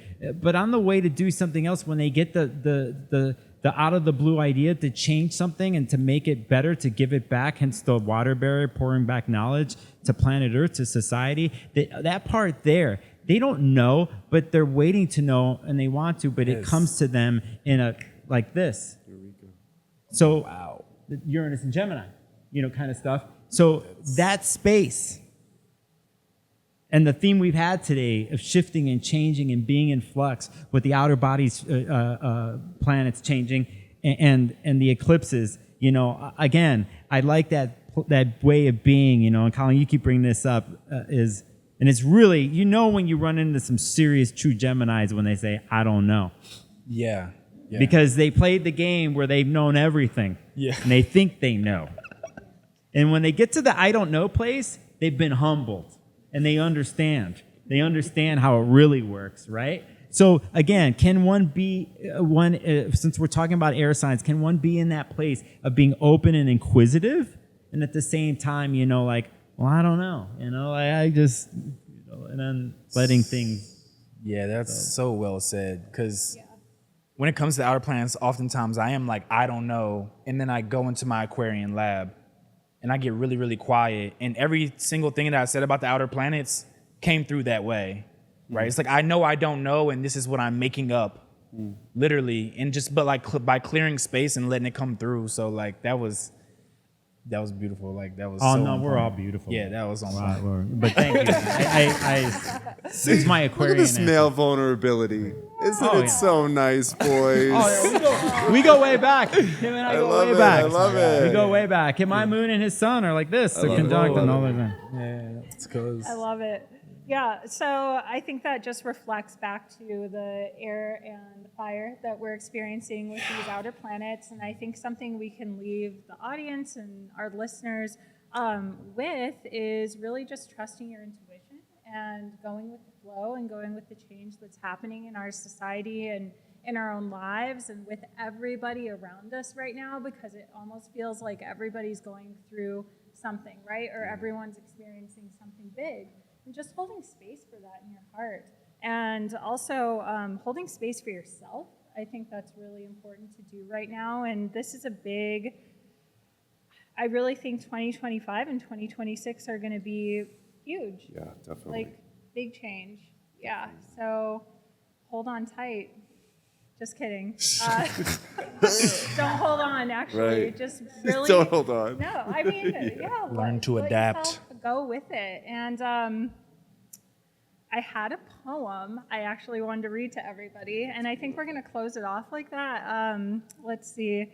This is about change and transition, and it's about just honoring the process and really being present for it, whether it is a positive process, a negative process, whatever you want to call it, whatever word you want to use. But yeah, just through all of these big transits, just keep this in mind. This is a poem by Tennessee Williams, and it's called Observe the Sky. It says, how calmly does the olive branch observe the sky begin to blanch, without a cry, without a prayer, with no betrayal of despair. Sometime, while light obscures the tree, the zenith of its life will be gone, past forever, and from thence a second history will commence, a chronicle no longer gold, a bargaining with mist and mold, and finally the broken stem, the plummeting to earth, and then an intercourse not well designed for beings of a golden kind, whose native green must arc above the earth's obscene corrupting love. And still the ripe fruit and the branch, observe the sky begin to blanch, without a cry, without a prayer, with no betrayal of despair. O courage, could you not as well select a second place to dwell, not only in that golden tree, but in the frightened heart of me? So I just feel like this poem, or these words by Tennessee Williams, it really honors the process of the transmutation, of transformation, and we're all experiencing that right now. So honor it, enjoy it. And with that, I think we're going to close out because we've got a party here. Party. So Party. I want to open it up, though. Does anyone have any questions? Okay, Krishna. Yeah. Just a second. We're going to get you a mic. Okay. Yeah.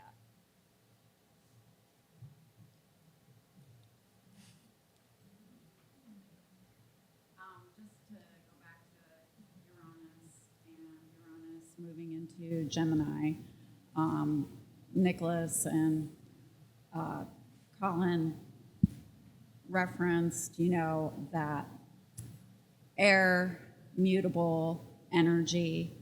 What are your thoughts of Uranus going from fixed to mutable, but not only mutable, but dual, Gemini being a dual sign, and how that affects the other mutable signs and the dual signs? Great question.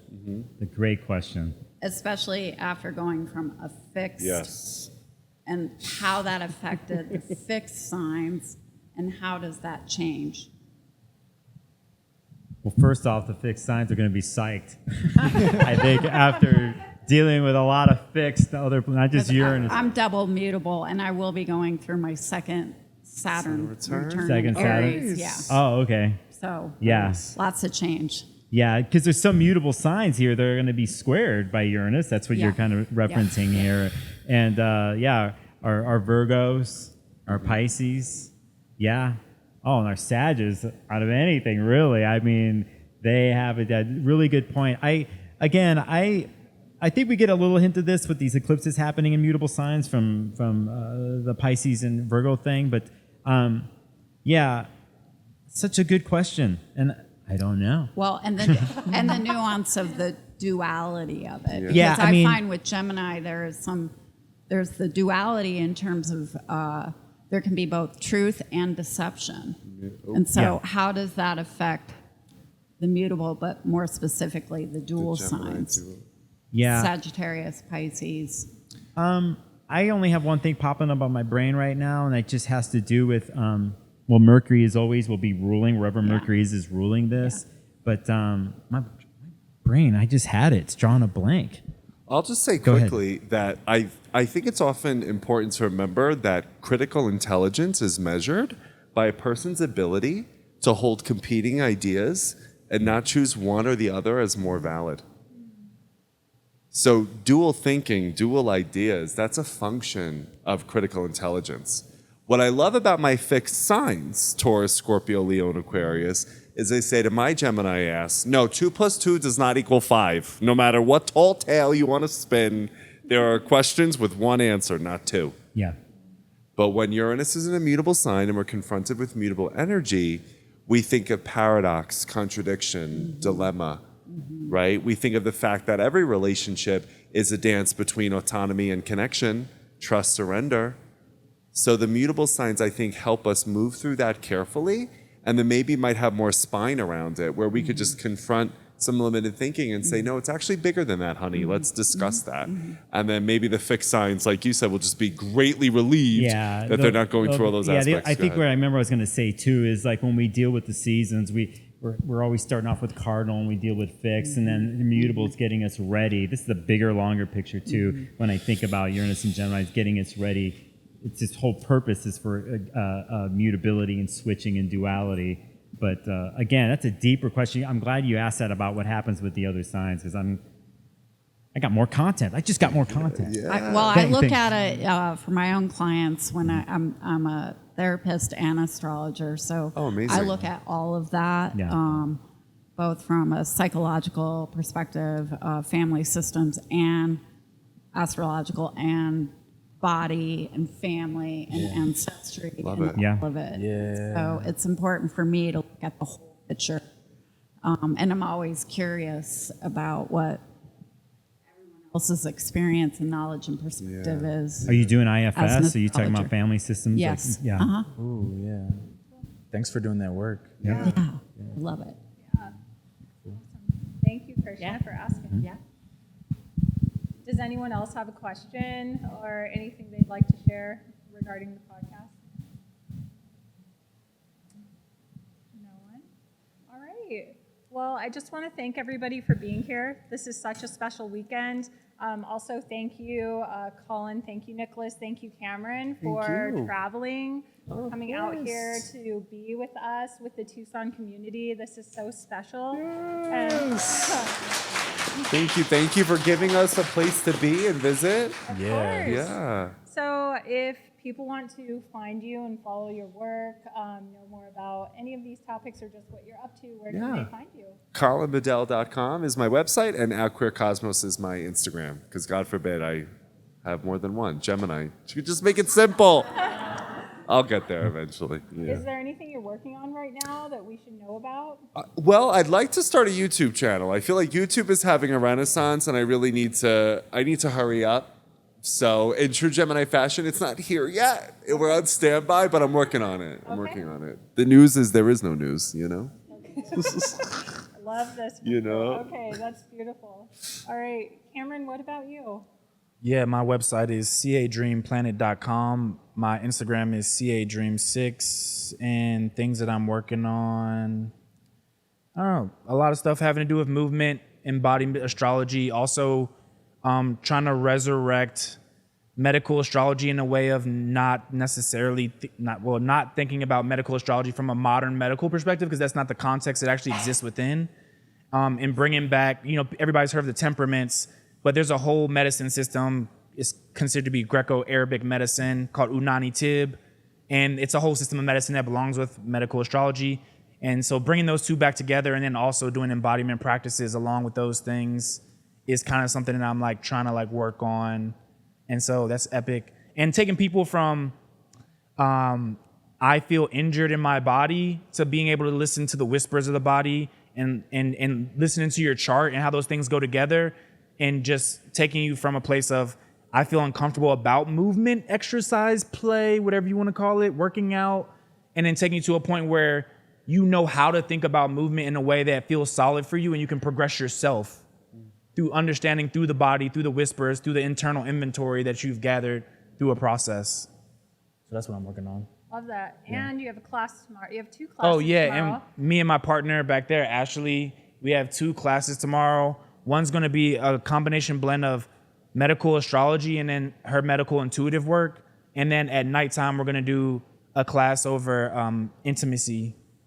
Yeah. And that's at 6 o'clock. And that's at 6 o'clock. And then the one in the morning's at 11 a.m., I think. Yeah, and I think it is at 11 a.m. and there's still tickets available if anyone's interested in joining. There are some really beautiful, potent classes today from both of you, so thank you so much. Appreciate it. Yeah, definitely. Don't miss out because, again, these people do not live here. Nicholas, what are you up to? Where can people find you? Sparklesofgold.com, Sparkles of Gold on YouTube. I am everywhere and nowhere.